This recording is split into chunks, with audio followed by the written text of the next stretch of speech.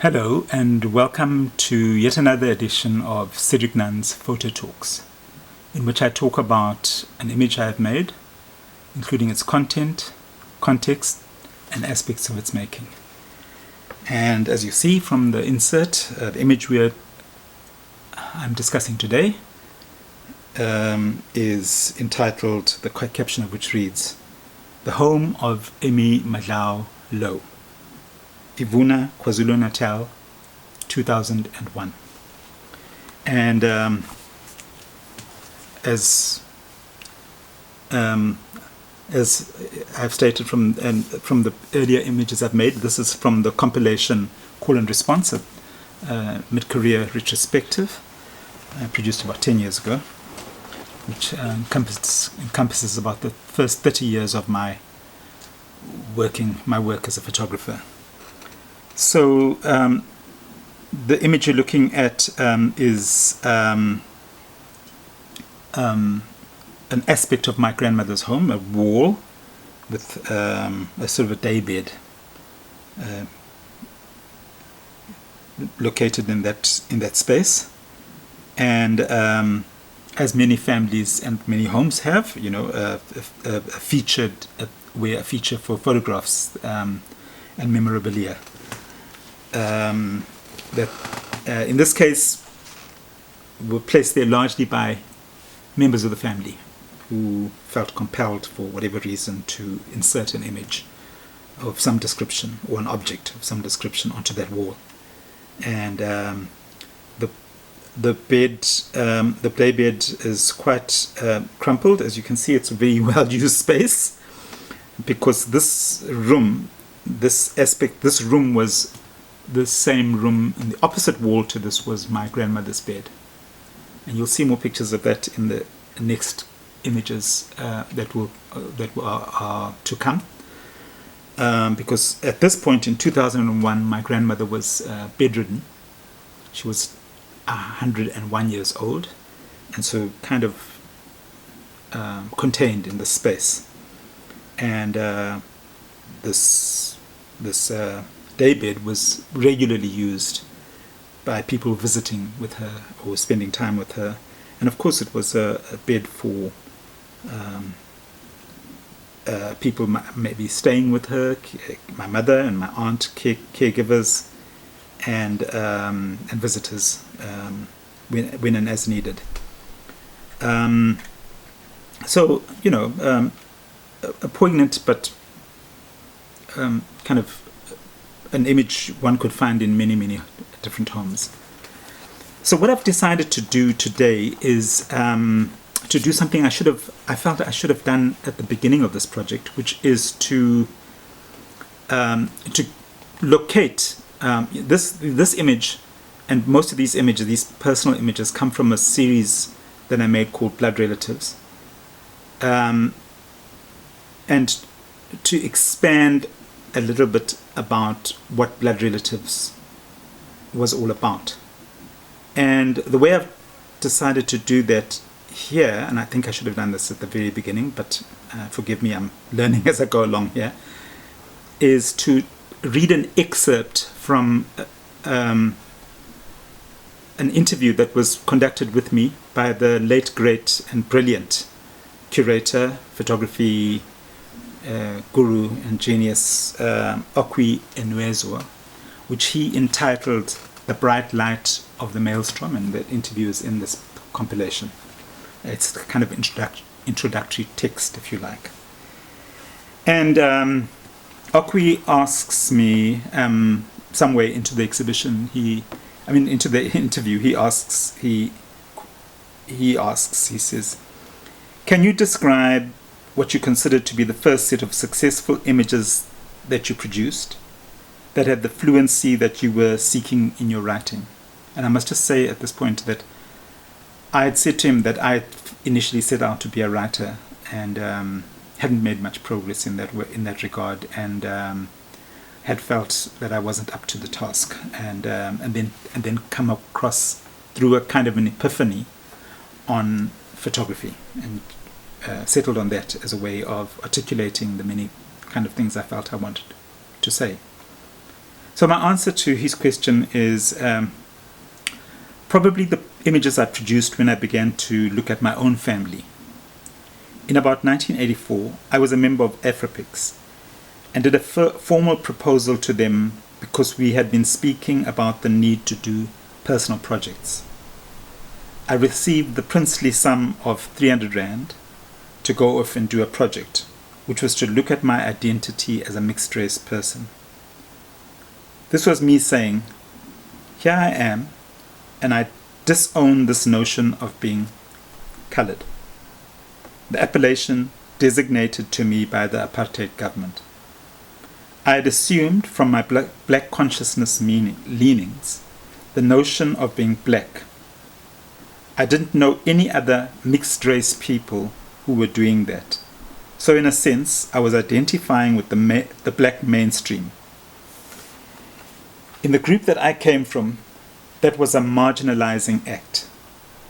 I was part of a group that had been forced to be a group, whether they liked it or not. And I was very critical of that group. I was directing against them my criticism of the system that I was embedded in. But I felt that I had to embark on a journey of personal liberation.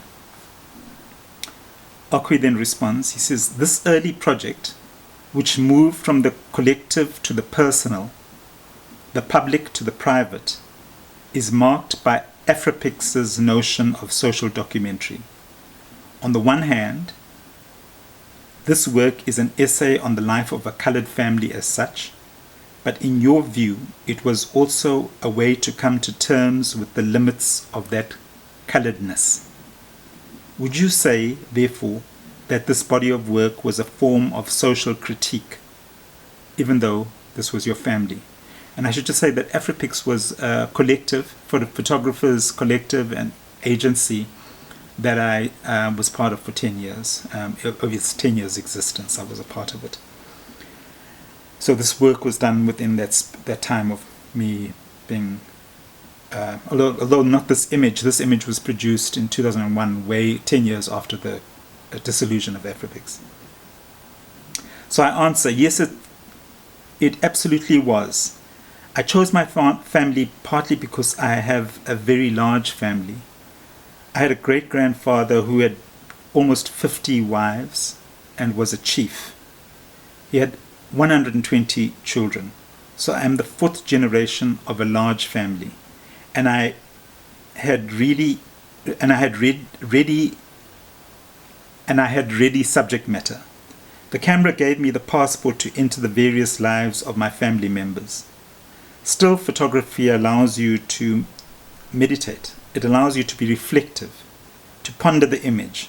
And this is what the project allowed me to do, to focus on the manifold issues around the notion of being mixed, on the lack of access to to either culture, on the sense of being marginalized and ostracized.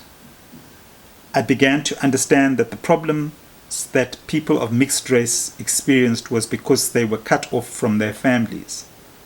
Black families disowned the women that procreated with white men, and white families disowned the men that procreated with black women. And so the first 120 children in my family were cut off from their cultures, from the socializing aspects of community. They had to invent community.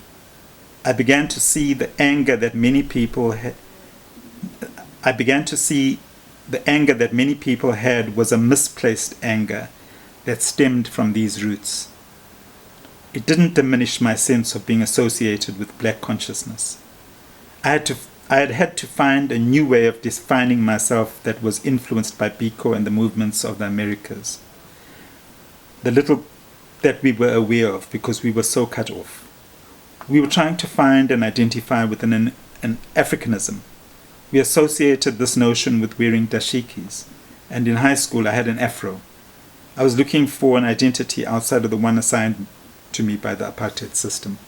So, in a nutshell, that, and of course I've written more extensively about this and produced, as you know, a documentary film, which I'm hoping I can have online and on this platform, this YouTube platform, so that you can see, because in that documentary film I expand a lot more on this issue of my quest for identity as a South African, rejecting the appellation of coloured, and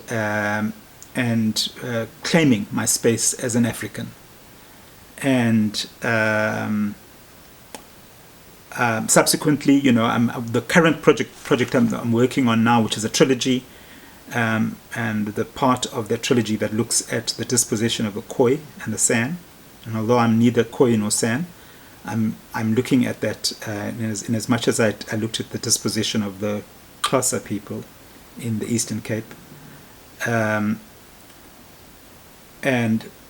the cultural genocide that was committed against the Khoi people, in which, in the final of the a century of their dispossession, they were dispossessed of an identity and reinvented as coloured people, when in fact what they were indigenous Africans. And this act, we were thrown in and lumped together into one melting pot of an identity that is highly problematic to this day. And yes, I do understand that people can create identity by being placed, that's what apartheid, and even before apartheid, the British were doing this as well, grouping people into groups, and people will self-identify to those groups. And I don't really have a problem with that. More of this meta-narrative of there being some sort of, there's very little connection between a mixed-race person in KwaZulu-Natal or a mixed-race person in the Cape, Western Cape, or the Northern Cape for that matter, or Gauteng, or Northern Province. We are much more than that as a people. And so I've used this image as a means of framing quite a contentious narrative, a position that I hold particularly. It's my personal opinion, as a result of a personal journey of contesting the notion of being coloured and arriving at my own conclusions. So I think I'll end it there, and thank you for watching. More information on myself and my work can be found on my website, a link to which, including my blog and email address, can be found in the video description below. If you like this talk, remember to click the like button and press subscribe should you like to see more of my content. Until next time, thank you.